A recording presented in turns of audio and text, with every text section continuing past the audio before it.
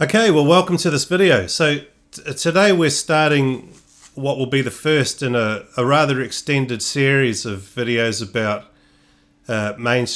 jurisprudence, about the philosophy of law. It would be nice to begin this with a discussion about, with a sort of a definition about what the philosophy of law is all about. But actually what we're going to see is there's some debate about what the philosophy of law is all about, or at least what it should be all about. Anyway, I think the best way to approach the subject is in a slightly roundabout way, and that is to begin by telling you about by describing to you what I call mainstream jurisprudence. What's mainstream jurisprudence? It's what most people who work in this area do. So most courses in universities and most books and articles written on the subject, what is that about? What's the subject of that? If you were to pick up a textbook on jurisprudence, what would be the focus of that textbook? I'm going to start with that, and that will tell you what the layout of this subject is. But then I'm going to tell you what I think is wrong with mainstream jurisprudence. That won't be today, but in the future I'll tell you what's wrong with it, because I think mainstream jurisprudence, although one of the interesting things about it is it's done by very good people, very talented, very intelligent people. But I think that, what can I say? I happen to think that mainstream jurisprudence is got off on the wrong foot, and basically it's focused on the wrong questions, and it's providing really sometimes insightful answers, but often to the wrong questions. And so the answers aren't really helping us to understand what it is that we need to understand. So that'll be these aren't all equal in length, but so the part one is what is mainstream jurisprudence. Part two is what do I think is wrong with mainstream jurisprudence. And then part three is how do I think this subject actually ought to be done, right? How do I think jurisprudence should progress in order for us to be able to do the philosophical work that needs to be done here? The part three is much longer than parts one and two. Parts one and two are pretty short, and part three is a lot longer, as you might expect, given the description that I've given of the parts. But that's a way of understanding what these episodes are all going to be about. First of all, what is mainstream jurisprudence? Secondly, what do I think is wrong with it? And third, how do I think it should be done? Okay, so what I'm going to talk about today is mainstream jurisprudence. What it is, what's at the center of this subject. If you, as I say, if you were to pick up a textbook and read it, what would be the focus of that textbook? Now, one little a word of caution here, and that is that I'm going to, just in this video, give you a snippet, an understanding about what the main debates are in mainstream jurisprudence. And then in the next video, I'm going to talk in more detail about the two sides in this debate. But I'm only going to make two videos on this. Now, it would be easy, and I'm sure there have been made videos. In fact, if you search for them on YouTube, I'm sure you'll find whole courses, right? That is, maybe 15, 20 videos long on this stuff. So it's very much a primer that I'm giving here. It's not the full story, right? It's just I'm just trying to give you an outline so that you understand what the major debates are about, and what the focus of the subject is. And the reason for that is because really the reason I'm doing this is I want to tell you what's wrong with it. Right? I want to tell you why I think we're sort of missing the bus here, why we've missed the target, right? Okay, so let's start then with mainstream jurisprudence. Well, in a typical course on jurisprudence, in a typical textbook on jurisprudence, students are introduced to the subject through the examination of two main questions, right? So there are sort of two outstanding questions, or two leading questions in this discipline, in this subject. Okay, and the first question is what is the relationship between law and rules? And the second question is, what is the relationship between law and morality? Okay, so there are these two questions. What is the relationship between law and rules? And what is the relationship between law and morality? Now, these two questions get handled in very different ways. They get answered in very different ways. One question is treated as largely an historical question.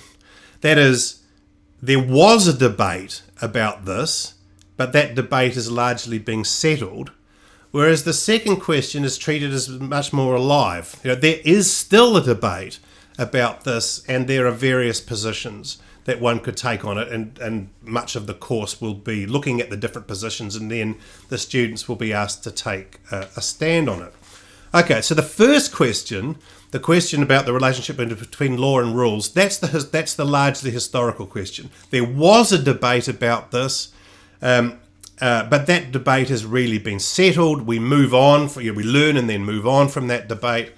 That's how you cut your teeth with this stuff. That's how you start doing jurisprudence. You look at that historical debate and you realize why the winners won, right? You agree with the winners, and then you move on to the second question. The second question, the question about the relationship between law and morality, that's still a live question, and you would expect that students will take different positions on how that question should be answered. Perhaps 3/4 will say one thing and 1/4 will say something else, something like that. That's the way it normally divides. But with respect to the first question, the assumption is that everyone will agree that there is a particular correct answer to that question. Okay, all right. Now, there are a certain amount of jargon that has to be learnt when you're examining a subject like this, and we have to start with some jargon now. There are names of people or schools of thought, right, in these debates. So the debate about the relationship between law and rules, that is, remember what the question was. The question was, what is the relationship between law and rules? The protagonists in this debate are called, on the one hand, classical positivists, and on the other hand, modern positivists. Now, there were other people who were involved in this as well, but this is the way that the debate is. If you look in a textbook, it's certainly one written in English, this is what you'll see. You'll see an argument here between classical positivists and modern positivists. Okay, what those terms mean, we'll talk about later. But just so you know, now there are other names. You could call the modern positivist normative positivist. It doesn't matter, right? We don't want to get worried about terminology. It's not important. It's the ideas that matter, not the terms, not the words. The ideas matter, not the words. But we're going to call these people classical positivists and modern positivists. Okay, so when it came to the relationship between law and rules, the classical positivists believed one thing, but the modern positivists believe something else. Okay, now what that is, we'll talk about in a sec. But the general consensus is the modern positivists won that debate. Okay, in roughly the 1950s, the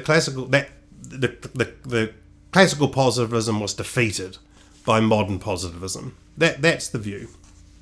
Okay, now the second question, as I say, that's the question about the relationship between law and morality. There are people on the one side, positivists, whether the classical or modern, and people on the other side, the non-positivists. Now, the non-positivists are often called natural law theorists, but that's a slightly difficult term. Like lots of terms in philosophy, these terms have more than one meaning.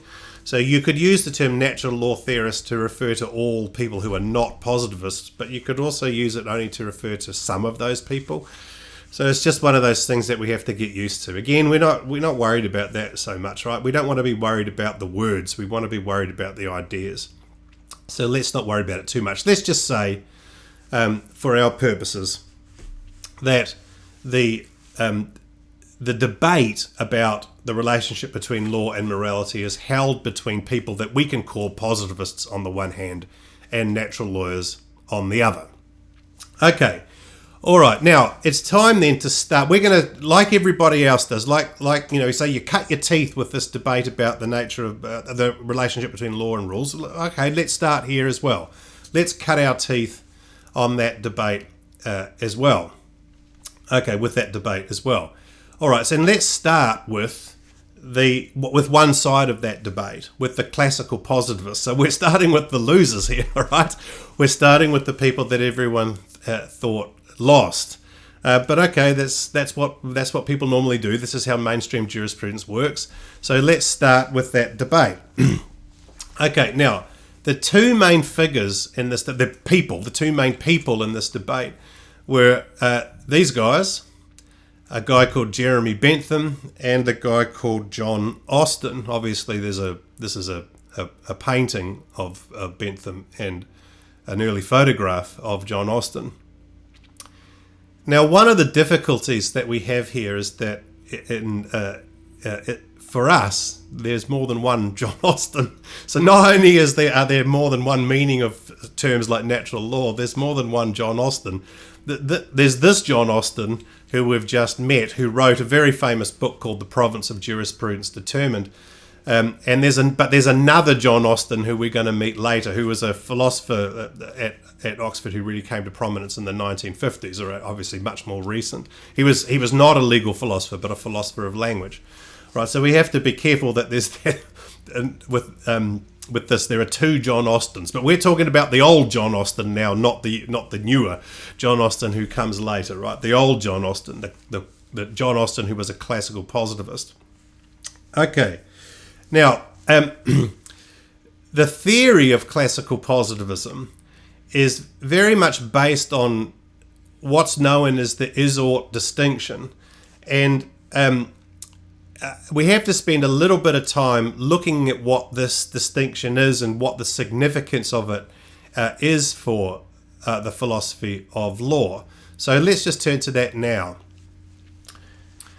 Okay, now the first thing you'll see here on this slide is I've got this photograph of this rather, so let's say well-made-up gentleman here. This is David Hume, the philosopher David Hume, the Scottish philosopher David Hume. And most people would say that David Hume is the greatest philosopher ever to write in English. Not the greatest philosopher of all time, but it's the greatest philosopher ever to write in English. And he is generally credited as discovering this distinction. It's probably not true that that he discovered the distinction. I mean, the distinction seems to go back to certainly the medieval philosophy, but probably ancient philosophy. But anyway, Hume is often credited with discovering the distinction. Okay, and there are various ways of capturing the distinction, and I've got some here. So you cannot derive an ought from an is, or you cannot derive a value from a fact or any set of facts. Now, Hume, one of the reasons that he's considered such a great philosopher, not the only one. I mean, the main reason is because he was bloody good. But another reason is that he wrote so well. So here's Hume saying, expressing these ideas in rather more impressive language. Reason is and ought only to be the slave of the passions, and never can pretend to any other office than to serve and obey them. Or 'tis not contrary to reason to prefer the destruction of the whole world to the scratching of my finger. Okay, those might strike you as slightly outlandish claims, but the basic position that Hume is operating with here is this. And we don't need to know this in any detail, but I'll just explain it in outline and then talk about why it's important for us in the philosophy of law. So Hume's view was that reason has a job. Its job is its basic job is to take the desires that we have and allow us to develop plans for the realization of those desires. Okay, so let's just say, for example, I'm hungry, right? The job of reason is to tell me, I could go to the fridge and get out a banana. I don't have bananas in the fridge. Get out an apple and eat it, and that would satisfy my hunger. So that's the job that reason has. Reason's job is to tell us how to satisfy our desires. But reason doesn't tell us what our desires should be. right? And we just have the desires that we have. So I'm either hungry or I'm not hungry. That's got nothing to do with reason. So reason can't tell me whether I'm hungry or not. Reason can't tell me what I want. Reason can only tell me how to get what I want. Okay, so that's what he means by reason is and ought to be only the slave of the passions. My passions, my desires tell me what I want, and reason tells me how to get those things. Right? Reason doesn't tell me what I want. Right? Only my desires do.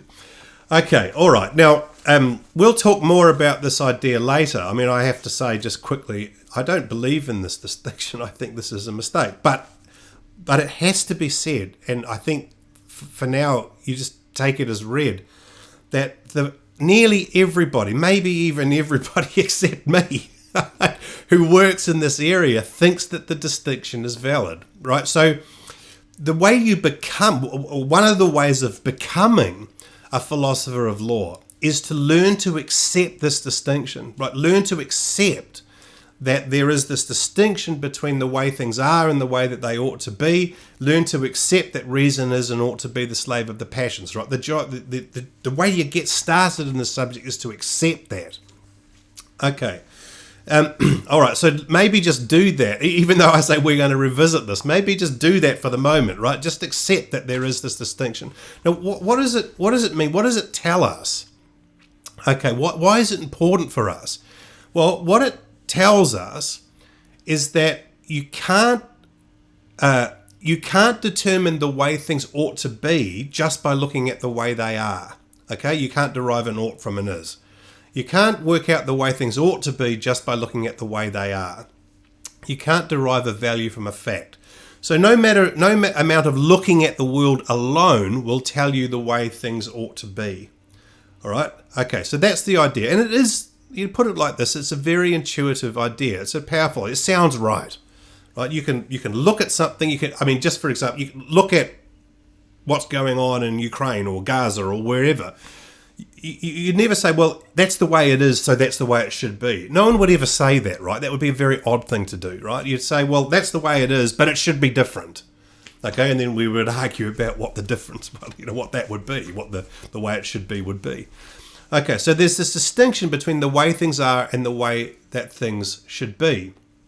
And what the positivist said was, well, we do this with law too. We can distinguish between the way the law is and the way that the law ought to be. Right? So we distinguish between the way the law is and the way that the law ought to be. And we need to keep these examinations of law separate. Right? So when we're looking at law, we need to be clear in our own minds about what we're doing. Are we asking ourselves, what is the law? Or how is the law? Or what is the law on this particular subject? What is the law? Or are we asking ourselves, what should the law be? Okay, so let's just say we're looking at some controversial area of law, like, for example, the law around, possession of drugs. So the criminal law in relation to the possession of drugs. Right? The positivists want to insist that there are two quite separate questions that we could ask here. We could ask, what is the law on the possession of drugs? Or we could ask, what should the law be on the possession of drugs? Okay, and these are completely separate questions, and we need to keep them separate in our analysis. Okay, so when we're asking the question, what is the law, then we're doing legal science. Right? We could describe that as legal science. We're doing legal science when we do that. But when we're asking the question, what should the law be, we're doing something different. We're doing political philosophy, or a branch of political philosophy, right, when we're doing that. And both of those are valid. Now, this is very important to stress this. According to the positivists, both of those investigations are valid. Right? It's not that one of them should be abandoned. They're both perfectly valid. But the key thing is that we need to keep them separate, right? So doing legal science, where we're asking what the law is, that's a perfectly valid thing to do. We should do that. Doing political philosophy, when we're asking what the law should be, that's also perfectly valid. We should do that too. But we need to keep them separate, right? We need to make sure that we're not confusing one investigation with the other. Okay.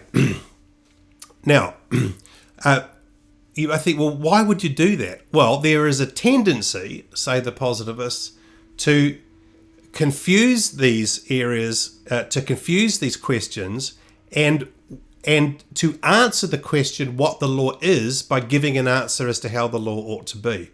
Right? So there's a tendency when someone asks you what is the law, not to tell them what the law actually is, but to tell them what you think the law ought to be. There's a tendency to do this in some contexts. Okay, so the basic idea of positivism is that the law is one thing, and to use some jargon here, the law is one thing, its merit or demerit another. And that's just a way that Bentham put it. But the point is, the law is one thing, how it should be is something else, and we need to keep those things separate.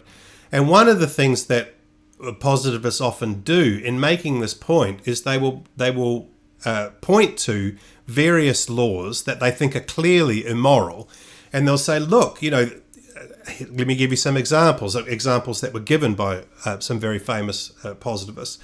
The apartheid laws of South Africa, of the former regime in South Africa, the Jim Crow laws in the south of the United States during the segregation era, Nazi laws such as the Nuremberg laws.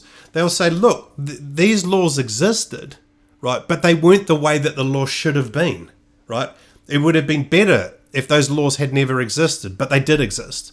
Okay, so there's this distinction between what the law is and what the law ought to be. In Nazi Germany, the law was right that Jews and Gentiles, for example, were not allowed to get married. That was one of the Nuremberg laws. But that's not the way the law should be. Right? In the Jim Crow era in the south of the United States, the law was that there were separate bathrooms, for example, for blacks and whites. But that's not the way the law should have been. Okay, so there's this distinction between what the law is and the way that it should be. And we need to keep that in mind. Now, that's really that idea is the essence of positivism, of all positivism, of classical positivism and of modern positivism. That's really the key idea, right? That there is this separation between the way that, in fact, it's sometimes called the separation thesis, right? There's this distinction between the way the law is and the way the law ought to be, and that in investigating the law, we need to be clear about the distinction between these two ways of thinking. Now, Bentham captured this idea by saying this. He said, law is an assemblage of signs declarative of a volition conceived or adopted by the sovereign in a state concerning the conduct to be observed by persons who are or are supposed to be subject to his power, such volition trusting for its accomplishment to the expectation of certain events, the prospect of which it is intended should act as a motive upon those whose conduct is in question. Okay, no doubt that's a bit of a mouthful. So what I've done is I've just summarized the key points in the following slide. So law is a command of a sovereign attached to a sanction. That's the essential view. That's the essential view of classical positivism. Law is the command of a sovereign attached to a sanction. Okay, now what we need to do is to unpick this idea, to pull it into its various parts. Okay, so first of all, a sovereign. Let's just start with a sovereign. So a sovereign need not be a single person. It could be a single, like a king or a dictator or whatever. It could just be a single person, but it need not be. It could be a body of people, like an assembly, or it could be a quite complex thing, like in most modern societies, the sovereignty is actually a very complicated thing. So in Westminster jurisdictions, we talk about the Queen and Parliament, and it's not the person, the King and Parliament now. Sorry, I'm so used to talking about the Queen and Parliament, but the King and Parliament now. But we don't mean, Charles actually in the building. I mean, it's a complex story, right, that you learn when you learn public law. right? About what legal sovereignty is within a jurisdiction, and political sovereignty is also an even more complex thing. So the sovereign need not be an individual person, but the point is that the sovereign, whatever that is in a particular jurisdiction, is the body or the person or body that does the commanding but isn't commanded by anything. It's sometimes said that, so the idea is that, according to this view, law is the command of the uncommanded commander. Right? That's, people like this kind of crap. Right? So a sovereign is someone who commands but isn't commanded by anyone. Right? So that's the sovereign. This is the uncommanded commander. Okay. So that's the sovereign. Now, and the sovereign issues commands. The sovereign says, do these things, don't do those things.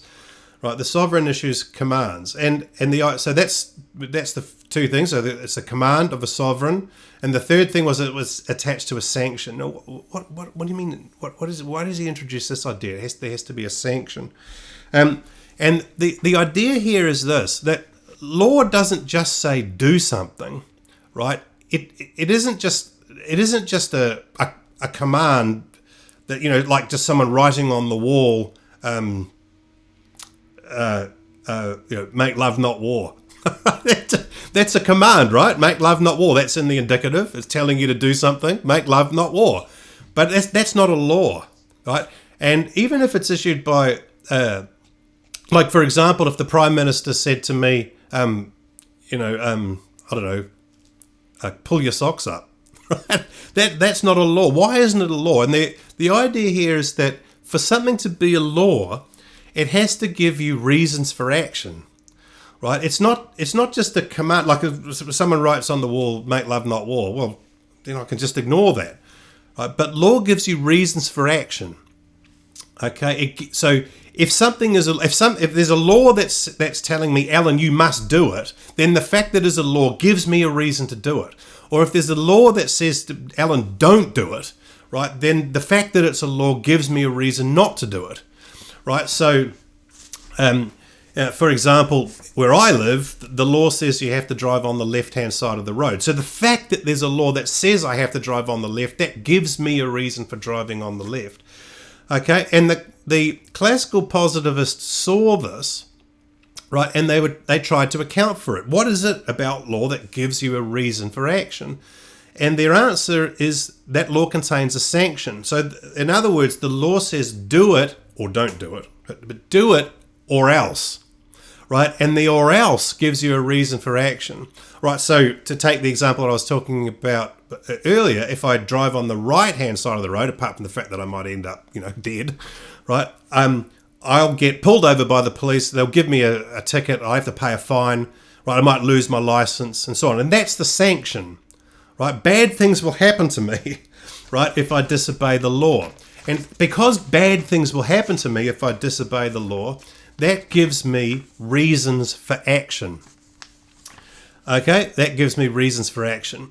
Okay, so that's why law is a command, right? Law is a do it or don't do it. It's a command. It's of a sovereign, right? It's not just a command of some bloke down the street saying,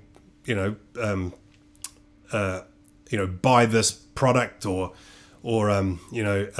slow down or whatever, right? It's not that. It's a command of a sovereign, someone with the authority to issue the command, right? And it's attached to a sanction. And the sanction is crucial because it gives you reason for action. Now, a little bit of jargon here. When we say that law gives you reason for action, a piece of jargon for capturing this is to say that law is normative. Now, this is one of these words that people tend to hate. But the key thing to see to make this a little bit more palatable is there's nothing really fancy about this word. But it doesn't mean normal, right? When we say normative, it doesn't mean normal. It just means it means related to norms. Now, that in a way that just makes things worse when I say that. But a norm is just a let me give you some examples of norms: rights, duties, powers, permissions, rules, practical rules about behaviour, etiquette, right, and so on. They're just reasons for doing things or for not doing things. Okay, we just want a word that we use the term that we can use for capturing all that, and we say it's normative. So law is normative, and all that means is to say that law gives reasons for action. And according to the classical positivists, law gives you reasons for action because of the sanction, right? So law gives you reason for action because if you don't obey the law, then bad things will happen to you. The state will visit some kind of sanction on you, some punishment or whatever it will be, a fine, imprisonment, whatever it is. Okay, and you don't want that to happen to you, so you have a reason for doing what the law tells you to do. Okay, now that's the essence of classical positivism. Obviously, there's much more than that could be said about this, but this is the essence of classical positivism. Okay, classical positivism is the idea that law is the command of a sovereign attached to a sanction.